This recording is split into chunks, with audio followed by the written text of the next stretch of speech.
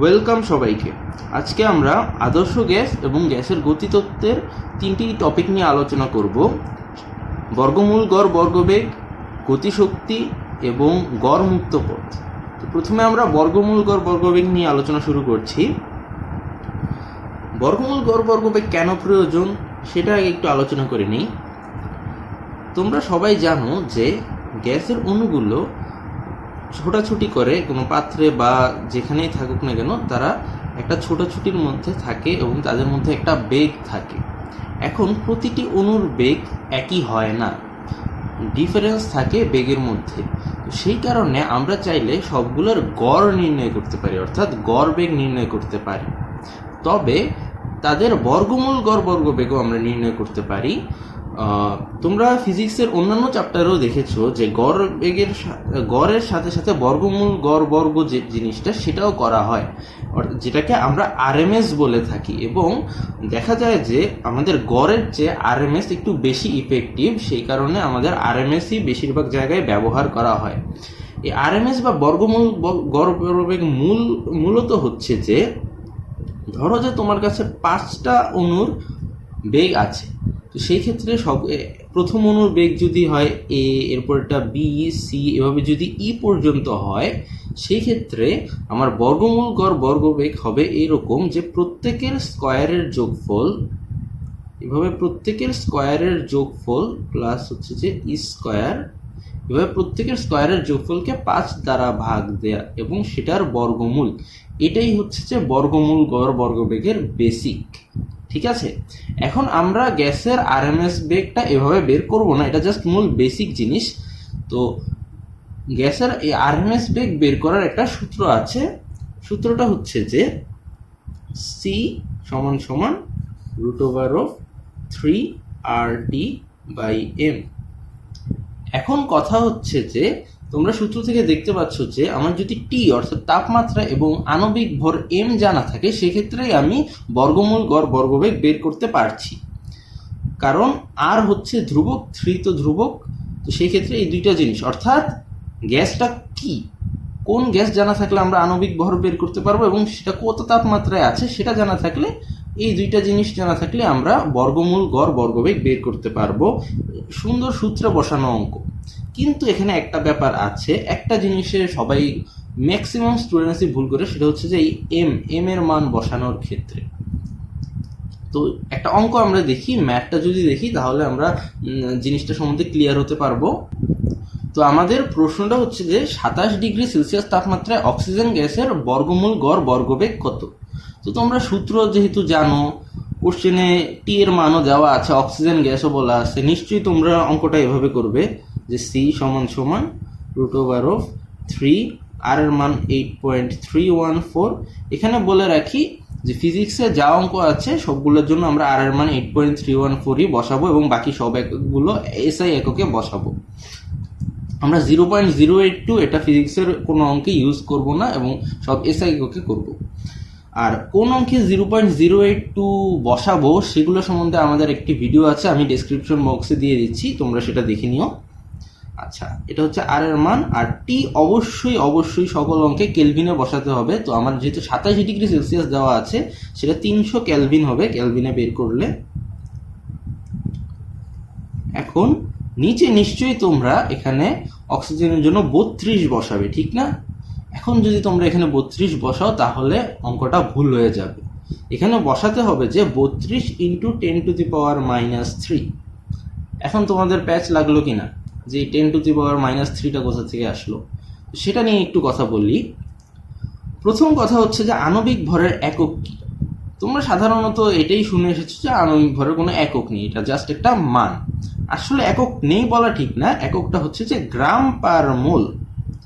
একটা জিনিস তোমরা চিন্তা করে দেখো, তোমরা মোলের সংজ্ঞা কি পড়েছো?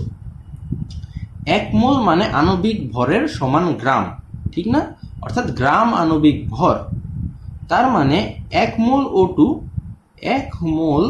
O2 সমান সমান হচ্ছে যে আমরা আসলে লিখি 32 গ্রাম। ঠিক আছে না? এটাকেই আমরা বলি কি, এই জিনিসটাকে বলি আণবিক ভর, আণবিক ভরের গ্রাম। 1 মোল সমান সমান হচ্ছে আণবিক ভর সংখ্যক গ্রাম। ঠিক আছে না? তাহলে আমরা এটা কি বলতে পারি যে আণবিক ভর হলো কোনো গ্যাসের প্রতি মোলে গ্রাম সংখ্যা। যেহেতু 1 মোলের জন্য এত গ্রাম, আণবিক ভর সংখ্যক গ্রাম, তাহলে আণবিক ভরকে আমরা বলতে পারি যে প্রতি মোলে গ্রাম সংখ্যা, অর্থাৎ গ্রাম পার মোল। এটা হচ্ছে যে আণবিক ভরের অরিজিনাল একক, ঠিক আছে, গ্রাম পার মোল। কিন্তু আমরা এককের মধ্যে একটা জিনিস দেখছি যে এই যে গ্রাম যে জিনিসটা, এটা এসআই এককের জিনিস না। সেই ক্ষেত্রে আমাদের এই জিনিসটাকে অবশ্যই এসআই এককে নিতে হবে, অর্থাৎ আণবিক ভরকে কেজি পার মোলে নিতে হবে। এখন গ্রাম থেকে কেজিতে কিভাবে যাব আমরা? গ্রাম পার মোল থেকে কেজি পার মোলে যাওয়ার জন্য আমাকে 1000 দ্বারা ভাগ করতে হবে, অর্থাৎ 10⁻³ দ্বারা গুণ করতে হবে। এই কারণে আমি এই যে 32কে 10⁻³ দ্বারা গুণ করেছি। এই জিনিসটা খুবই ইম্পর্টেন্ট। এই যেখানে যদি আমরা 10⁻³ দ্বারা গুণ না করি বা 1000 দ্বারা ভাগ না করি, এখানে গ্রামকে যদি আমরা কেজি পার মোলে না নেই, সেই ক্ষেত্রে অঙ্কটা ভুল হয়ে যাবে। এই ভুলটাই ম্যাক্সিমাম স্টুডেন্টস করে। বাকি কাজটা তো খুবই সহজ। এখন ক্যালকুলেটরে বসিয়ে দিলে একটা মান চলে আসবে, যেটা মিটার পার সেকেন্ড আমি পেয়ে যাব, যেহেতু আমি সবকিছু এসআই এককে বসিয়েছি। তো এই হচ্ছে বর্গমূল গড় বর্গবেগ নিয়ে মূল যেই ঝামেলাটা, যে এখানে এম যে আণবিক ভর আমরা বসাবো সেটাকে অবশ্যই 10⁻³ দ্বারা গুণ করে নিতে হবে।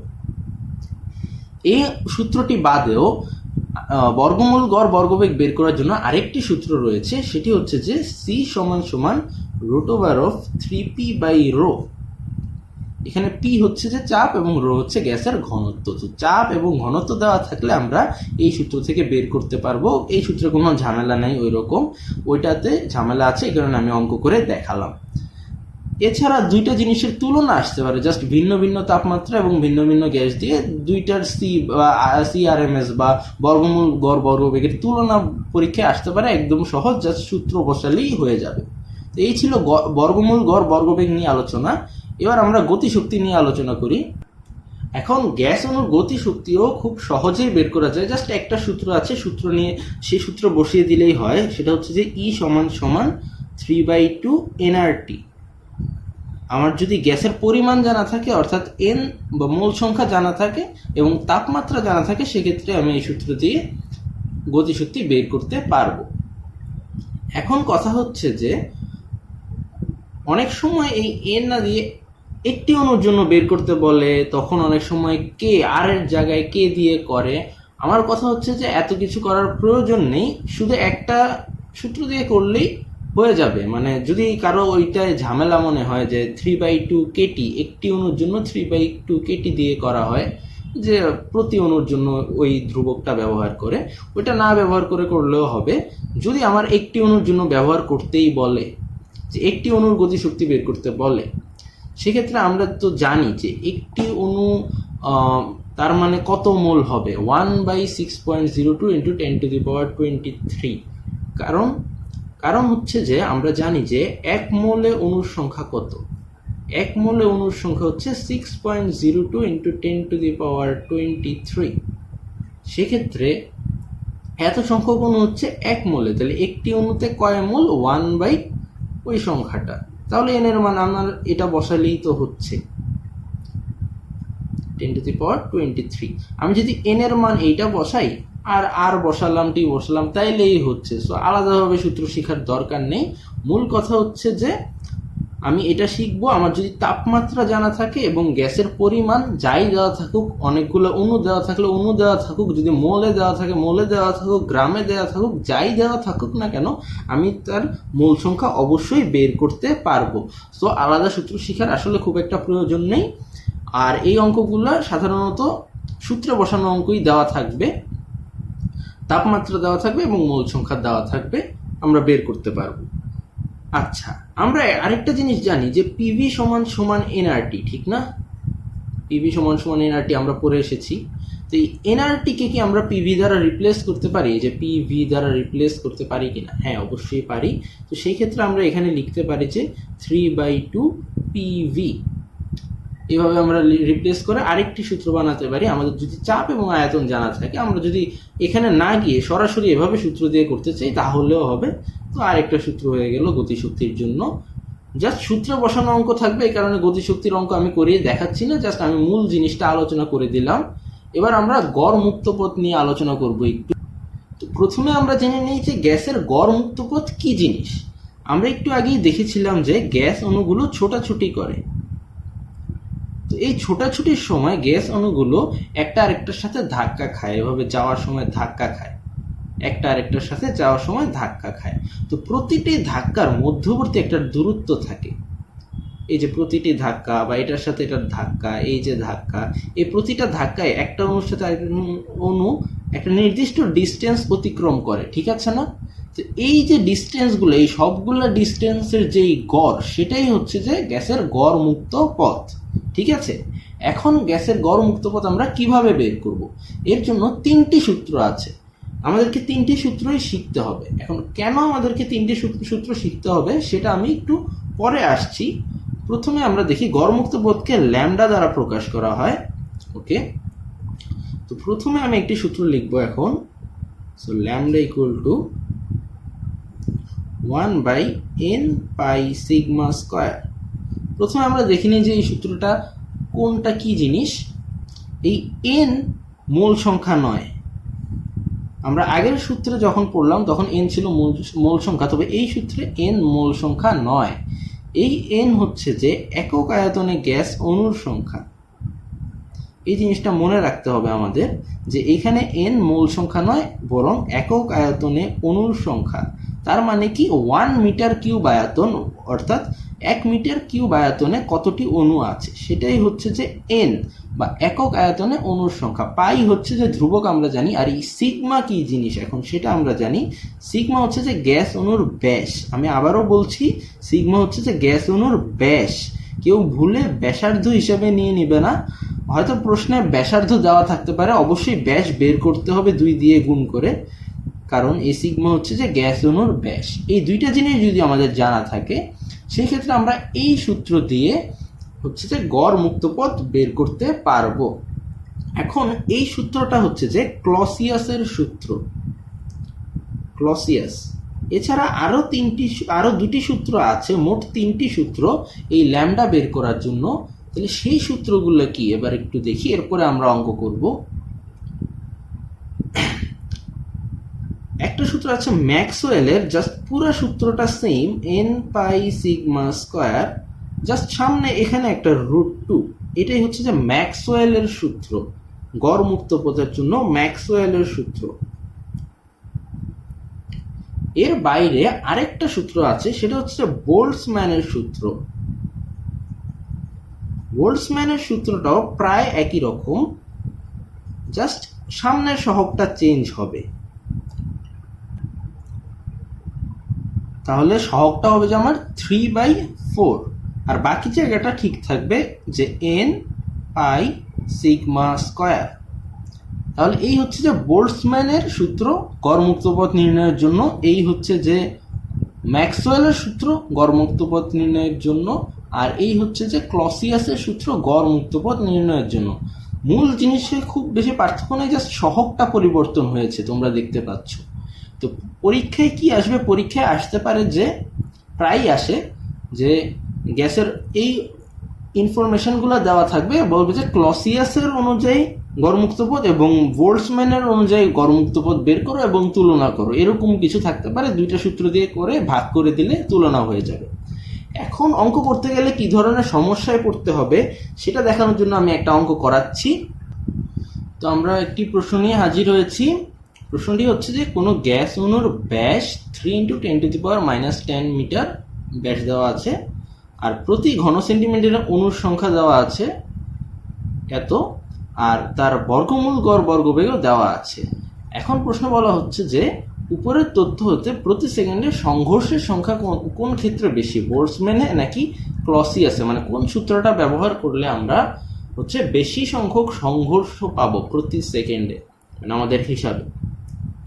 তো প্রথম কথা হচ্ছে যে আমরা তো আরএমএস বের করেও শিখছি, আমরা গড় মুক্ত পথ বের করেও শিখছি, কিন্তু আমরা তো সংঘর্ষ সংখ্যা বের করা শিখি নাই। আচ্ছা, সংঘর্ষ সংখ্যা কিভাবে বের করতে পারবো এই দুইটা জিনিস জানা থাকলে?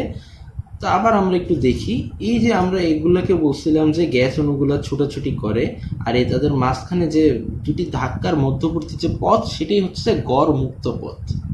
আর তার বেগ যদি আমি জানি, আরএমএস বেগটা যদি আমি জানি, সেক্ষেত্রে আমি পথের দৈর্ঘ্য জানি এবং বেগ জানি, তাহলে কিন্তু আমি কয়টি সংঘর্ষ বের করতে পারবো। কিভাবে পারবো? আমাদের বেগ যদি উপরে থাকে, মিটার পার সেকেন্ড যদি উপরে থাকে বেগ, এবং নিচে যদি আমি গড়মুক্ত পথকে রাখি দৈর্ঘ্য, বেগ উপরে থাকে এবং নিচে যদি থাকে আমার দৈর্ঘ্যটা, সেক্ষেত্রে এই অনুপাত বা এই ভাগফলটাই কিন্তু আমার হবে কি পার সেকেন্ডে কি পরিমাণ সংঘর্ষ ঘটবে, প্রতি সেকেন্ডে কি পরিমাণ সংঘর্ষ ঘটবে, ঠিক না? আচ্ছা, তাহলে আমাদের জানা দরকার সিআরএমএস আর জানা দরকার গড়মুক্ত পথ। তো সিআরএমএস বা বর্গমূল গড় প্রবেগ প্রশ্নে দেওয়া আছে, তাহলে আসলে আমার দুই ক্ষেত্রে অর্থাৎ বোল্টজম্যান এবং ক্লসিয়াস দুই ক্ষেত্রে হচ্ছে যে গড়মুক্ত পথ বের করতে হবে। সূত্র আমরা জানি, সেটা নিয়ে কোনো সমস্যা নেই। সূত্রে কি কি জিনিস জানা লাগে সেটা হচ্ছে, একটা হচ্ছে এন আর একটা হচ্ছে যে সিগমা। তো এই সিগমাও প্রশ্নে দেওয়া আছে, এই যে অণুর ব্যাস, গ্যাস অণুর ব্যাস দেওয়া আছে প্রশ্নে। তাহলে আমার একমাত্র এন নিয়ে ঝামেলা। এন নিয়ে ঝামেলাটা কোথায়? আমার তো এসআই এককে লাগবে, কিন্তু প্রশ্নে প্রতি ঘন সেন্টিমিটারে দেওয়া আছে, অর্থাৎ এন দেওয়া আছে আমার 6 × 10⁻20 পার ঘন সেন্টিমিটার, পার ঘন সেন্টিমিটার কিউব, সরি, প্রতি ঘন সেন্টিমিটারে। আচ্ছা, এখন প্রতি ঘন সেন্টিমিটারে যদি এটা হয়, তাহলে আমার প্রতি ঘন মিটারে কত সেটা বের করতে হবে, অর্থাৎ পার মিটার কিউবে বের করতে হবে।